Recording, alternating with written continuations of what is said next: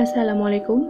Kumpulan kami akan membentangkan kertas kerja kajian kami yang bertajuk Pengaruh e-hailing dalam mengubah terma dan syarat pekerjaan sedia ada. Sebelum itu, mari kita lihat apa yang terkandung dalam terma dan syarat pekerjaan.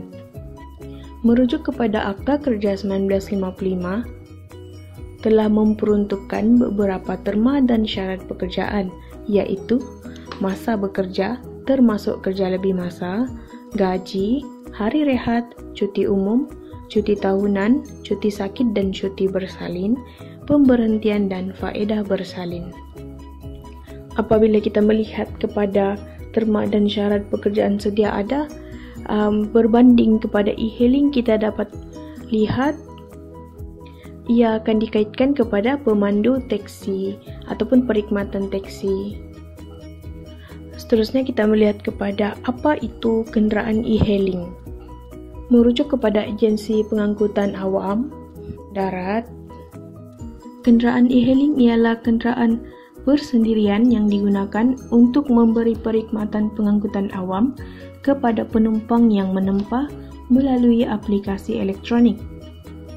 Kenderaan tersebut hendaklah kenderaan motor yang muatan tempat duduknya 4 orang dan tidak lebih daripada 11 orang termasuk pemandu.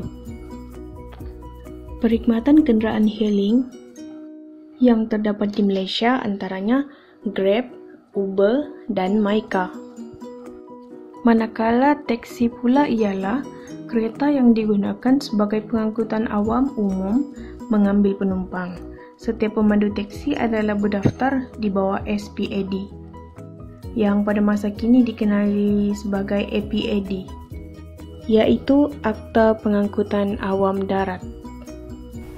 Permasalahan kajian. Pertama, keselamatan pemandu e-hailing dan pengguna e-hailing.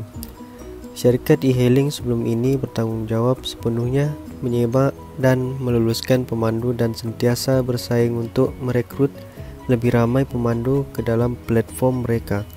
Kedua, pendapatan yang terhad dan tidak kekal. Pemandu perlu bersaing antara satu sama lain bagi memenuhi bilangan tempat di kawasan yang paling diingini dan bersaing untuk insentif yang diberikan oleh syarikat e-hailing. Seterusnya, kurang kesediaan dari pengguna. Harga merupakan faktor utama pengguna dalam memilih perkhidmatan e-hailing ini. Dan terma dan syarat yang baru digunakan. Pada 16 Jun 2017, pihak kerajaan telah mengeluarkan terma dan syarat baru kepada pemandu e-hailing untuk meningkatkan keselamatan mereka dan juga pengguna. Kita masuk kepada latar belakang kajian. Perniagaan e-hailing ini merupakan satu perkhidmatan yang disediakan untuk menempa perkhidmatan pengangkutan awam melalui aplikasi elektronik. Perkhidmatan ini adalah termasuk kenderaan e-hailing dan teksi. Dipetik melalui portal rasmi Agensi Pengangkutan Awam Darat Malaysia. Perkhidmatan e-hailing yang diperkenalkan di negara ini merupakan perkhidmatan baharu dan tidak termaktub di mana-mana akta sedia ada. Oleh yang demikian, perkhidmatan ini perlu dikuatkuasakan bagi memastikan perkhidmatan yang disediakan menepati tahap perkhidmatan yang berkualiti, termasuk dari aspek keselamatan. Ia juga bagi memastikan kesaksamaan level of playing field di antara perkhidmatan e-hailing dan perkhidmatan teksi, dipetik melalui portal rasmi APAD. Terma dan syarat pekerjaan juga dipanggil sebagai kontrak kerja. Umumnya dalam kontrak kerja mengandungi segala peraturan etika kerja serta pelbagai manfaat yang diterima oleh seseorang sepanjang dia berada dalam tempoh perkhidmatan. Dengan kata lain, terma dan syarat ialah syarat-syarat dan terma yang dipersetujui antara majikan dan juga pekerja. Kajian ini dijalankan bagi menjelaskan tentang terma dan syarat pekerjaan yang terdapat di dalam perkhidmatan e-hailing. Skup kajian pula, pekerja e-hailing dan syarikat e-hailing berada di sekitar Kota Kinabalu, Sabah. Pekerja e-hailing dan syarikat e-hailing telah berdaftar seperti Grab, Uber dan Maxim. Seterusnya, pengguna e-hailing yang menggunakan perkhidmatan e-hailing melalui aplikasi. Pengguna yang kerap atau pernah menggunakan perkhidmatan e-hailing untuk membuktikan akses kepada pengguna dan harga e-hailing berpatutan dengan perkhidmatan yang lain. terakhir terma dan syarat e-hailing yang sedia ada serta yang telah diperbaharui. Terma dan syarat ini perlu dipatuhi atau dituruti oleh pemandu e-hailing agar pengesahan mereka sebagai pemandu e-hailing tidak ditarik atau dilupuskan. Seterusnya kita pergi kepada persoalan kajian yang pertama, apakah perbezaan terma dan syarat pekerjaan sedia ada dan terma dan syarat perkhidmatan e-hailing? Persoalan yang kedua ialah apakah kesan kewujudan e-hailing terhadap terma dan syarat pekerjaan sedia ada? Dengan timbulnya persoalan ini, maka telah mewujudkan objektif kajian. Yang pertama adalah untuk menganalisis perbezaan terma dan syarat pekerjaan sedia ada dan juga terma dan syarat perkhidmatan e-hailing. Objektif yang kedua pula adalah untuk mengenal pasti kesan kewujudan e-hailing terhadap terma dan syarat pekerjaan sedia ada. Sorotan literatur.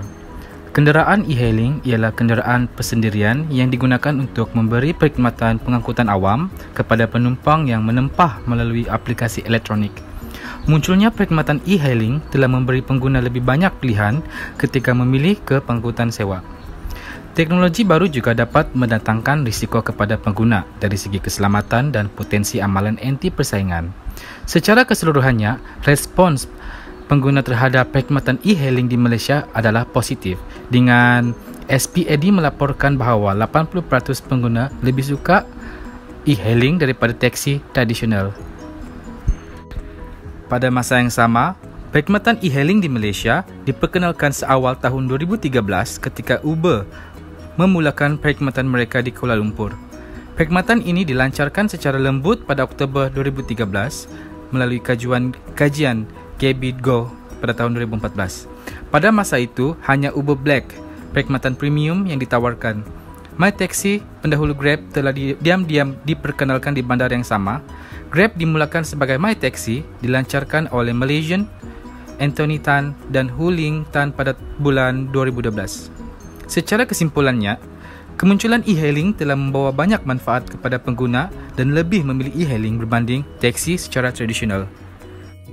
Masuk kepada metodologi kajian. Reka bentuk kajian. Reka bentuk kajian yang diambil oleh pengkaji atau digunakan ialah reka bentuk kajian kualitatif. Populasi dan sampel.